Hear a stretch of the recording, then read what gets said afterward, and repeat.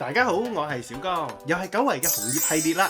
上一集我就介紹咗福岡附近兩個紅葉景點同埋最新嘅紅葉預測，好多觀眾啦，反應都好熱烈，希望小江可以再介紹多啲喺九州適合睇紅葉嘅好地方。所以今集小江咧會再介紹福岡近郊兩個比較少遊客又靚到黐線嘅紅葉景點，分別係人比山神社啦，同埋呢個御船山樂園嘅，兩個都係小江心目中一定要去睇紅葉嘅景點嚟嘅。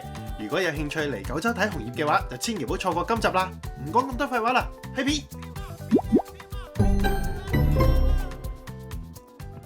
第一個景點係佐賀縣嘅人比山神社。首先講咗交通方法先。如果係自駕遊嘅話，由市中心出發，大概40分鐘左右就到㗎啦。非自駕遊嘅可以喺博多站坐 JR 去到神崎站落車，由博多過嚟都係個零鐘頭左右嘅啫。之後再轉乘呢個巴士向呢個三乃石鎮嘅方向，大概10分鐘車程啦。喺呢個人比山神社前面落車咁就得㗎啦。自己坐車交通時間咧係會比較長嘅，所以都建議自駕遊啦或者包車係比較方便嘅。OK，我哋而家嚟到呢個人比山神社，咁要嚟呢，其實我覺得條路都算簡單嘅，落咗高速行一段城市路就到㗎啦。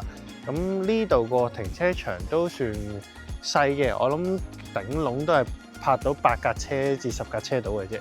咁我哋而家就出發。好靚啊！呢度影相，喂，可唔可以影下你？影。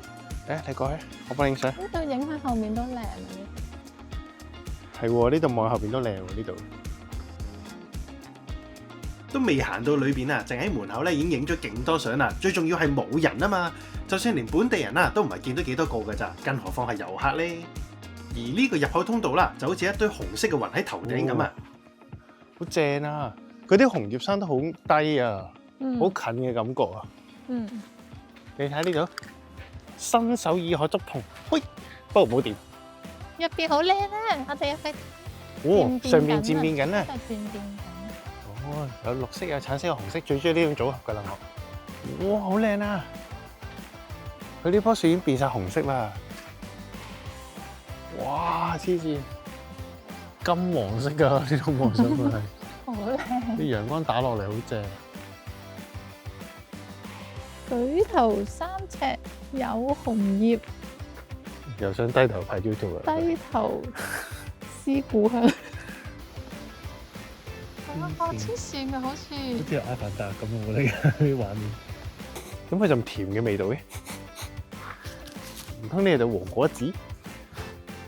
係咪因為我喺佢哋隔離啊？哇！都好靚啊！冇錯啦，由頭先入口開始，一路啦已經見到超多紅葉，對眼根本一啲都唔得閒啊！呢度咧，呢度叫做日吉宮嚟嘅。呢度大好多喎，呢個停車場。冇錯啦，其實裏邊咧係有個更大停車場㗎，一落車你就身處一片紅葉海裏邊，而且從畫面上你都睇到啦，係極少人㗎，仲少過屋企樓下個公園啊！入去之前同大家介紹下啦，人比山神社係創建於729年嘅，成1003年歷史㗎啦，係供奉祈求農業啦同埋酒業嘅神明嚟嘅。咁當中有啲故事神話其實都過千年㗎啦，咁當然而家就無從稽考啦。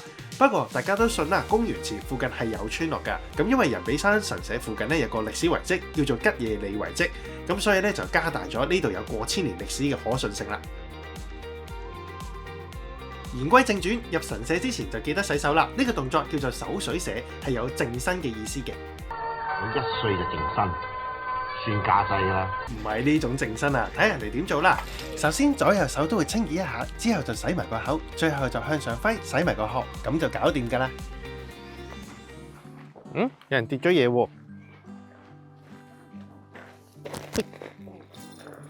日本人嘅習慣，如果執咗人哋嘅嘢咧，其實會放喺路邊一啲比較當眼嘅地方，咁希望人哋揾到嘅。人比山裏面條路啦，都屬於容易行嘅，間中就有長凳俾大家休息添，好貼心㗎。休息完之後就可以行上呢條石級，咁由山上面望翻落嚟咧，就可以影到呢種漸變色嘅紅葉畫面㗎啦。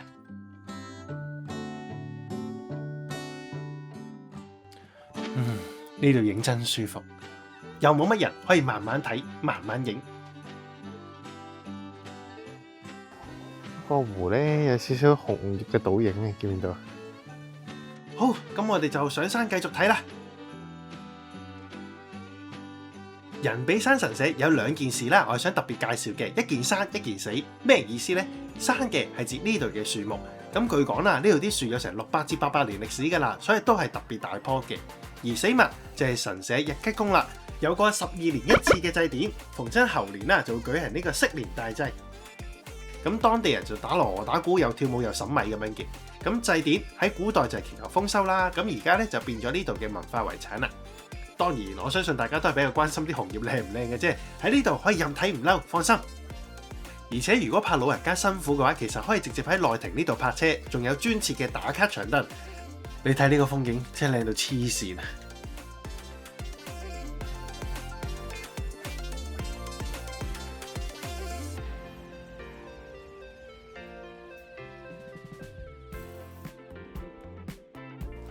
佢啲木嘅浮雕都好得意啊，好靚啊！佢中間有一隻好似係馬騮拎住把扇，可能係後面有好多馬騮啊，原來真馬騮定假馬騮？喺呢度你會見到好多同馬騮有關嘅石像啦，同埋擺設嘅。主要原因就係因為呢度嘅三皇神佢嘅使者啦就係馬騮嚟嘅，咁所以連祭典啊都係揀呢個猴年去舉行噶。仲有呢個位置係可以同馬騮灑水祈求身體健康嘅。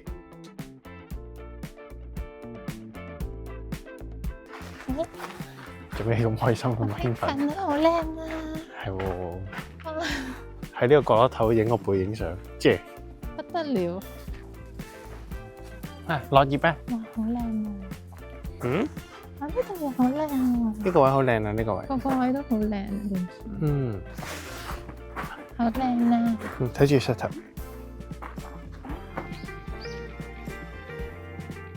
一條長長嘅樓梯，左右兩邊有紅葉樹夾道歡迎，行起上嚟都唔會咁吃力啊嘛！哇，呢個畫面都好靚。人比山神社同上一集兩個紅葉景點都一樣，屬於比較冷門同埋少遊客嘅地方，所以就趁佢未變成高人氣景點之前，就快啲嚟啦！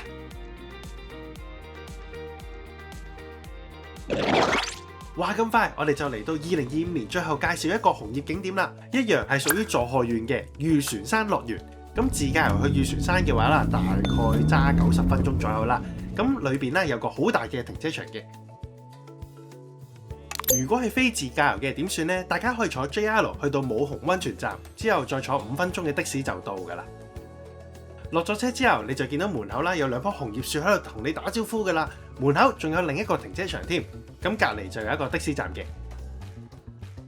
穿過咗個停車場之後啦，你就會見到呢個售票站㗎啦。見到呢個指示牌啦，就代表你揾啱咗㗎啦。裏邊除咗有一般手信之外啦，大家亦都可以直接行到去收銀位，咁買呢個御船山樂園嘅門票嘅。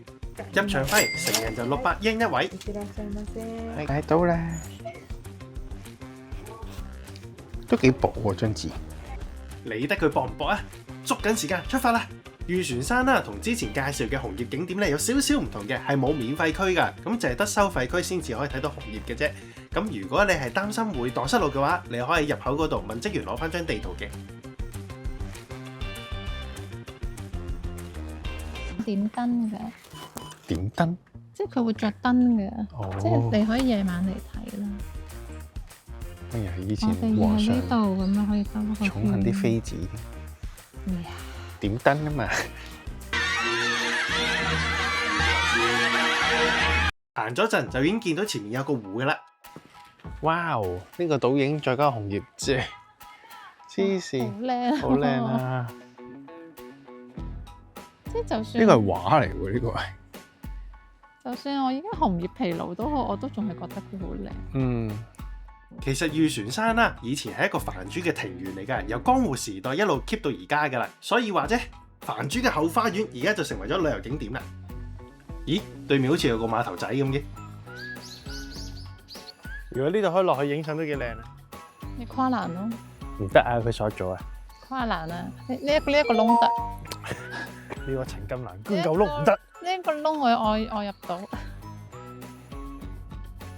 沿途風景都好靚㗎，而且平地比較多，帶住老人家啦，就算推輪椅咧都唔會覺得唔方便嘅。而御船山嘅夜燈啦，都係特別出名㗎。咁大家可以考慮入住旁邊嘅御船山酒店啦，咁就可以欣賞到㗎啦。而唔夠喉嘅話，就可以去埋旁邊嘅添咧，欣賞呢個光與影打造出嚟嘅藝術品咧。即係而家禿咗嗰啲啊嘛。而家吸咗啲全部影翻，純粹已經翻嚟都好靚。我哋已經翻嚟呢度咯。冇錯啦，御船山除咗係紅葉嘅景點之外啦，同時都係常英名所嚟嘅。不過呢個角度好靚啊！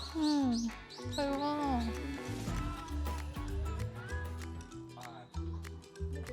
波波呢度都好靚咧。我嗰度有隻吉仔啊！有咩啊？吉仔？吉仔。吉仔？係喎。對比好多紅葉景點都喺寺廟裏邊啦，御船山呢度就冇乜宗教建築同埋神像嘅，咁啊偏向大自然郊野公園一啲。但係佢其實容易行嘅啲路，我覺得。都佢冇係。乜梯級，有少少叮噹斜路。好靚啊，寶寶！呢個咁樣應該係好靚啊，啲太陽。佢啲樹大棵到我諗起叮當大雄嗰啲後山嗰啲樹咁嘅感覺。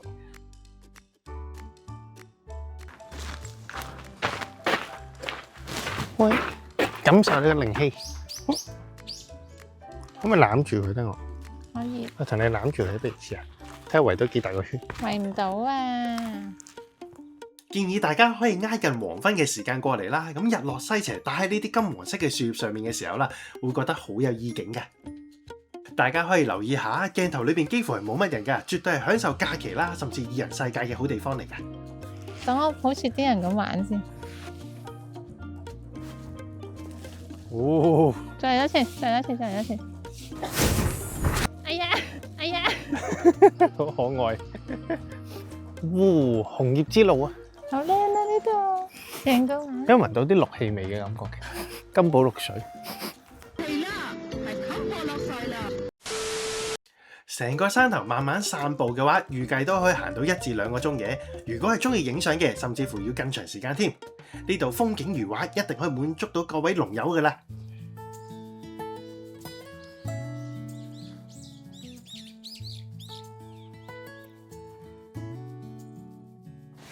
啲人勁衰咯，擺啲垃圾喺度，啲膠樽啊啲。喺邊啊？呢度好靚啊！小心啊！但有好多飛飛啊，我都係過翻。飛飛係喎，因為呢度有啲波波草，有啲特別嘅其他植物就好靚。波波草過咗時間咯喎。但係呢個山頭都好靚。哇！呢度好似個個位都可以打卡影相咁。但我哋都行入去。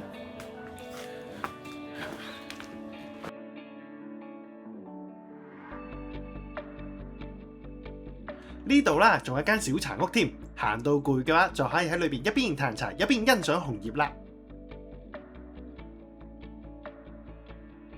話咁快已經行完1個圈啦，趁太陽落山之前就記得快啲翻轉頭啦。御船山俾我嘅感覺就係大細啱啱好，地方又大又多紅葉樹，而且我哋去嗰日啦，其實人流就唔算多，可以瘋狂咁影相。位置上雖然就遠少少，但其實交通都方便嘅，加上路面又平又有湖，個人就覺得非常啱一家大細，甚至乎情侶過嚟拍拖添。我哋走嘅時候就啱啱好黃昏，特別有種依依不捨嘅感覺啊！除咗今集介紹嘅紅葉景點之外啦，小剛過往其實都有介紹過福岡唔同嘅紅葉景點嘅，有興趣都可以睇翻我嘅播放清單啦。最後希望大家喺福岡喺九州可以度過一個又愉快又多紅葉睇嘅假期啦！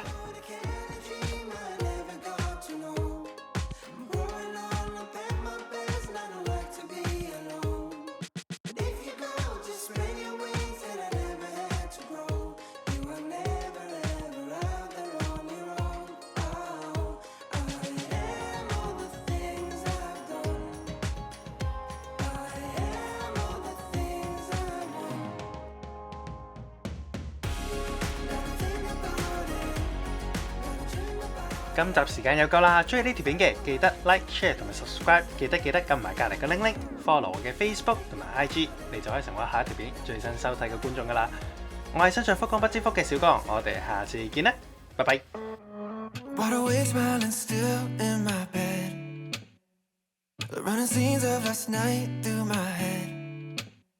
I found myself in your home, said hello.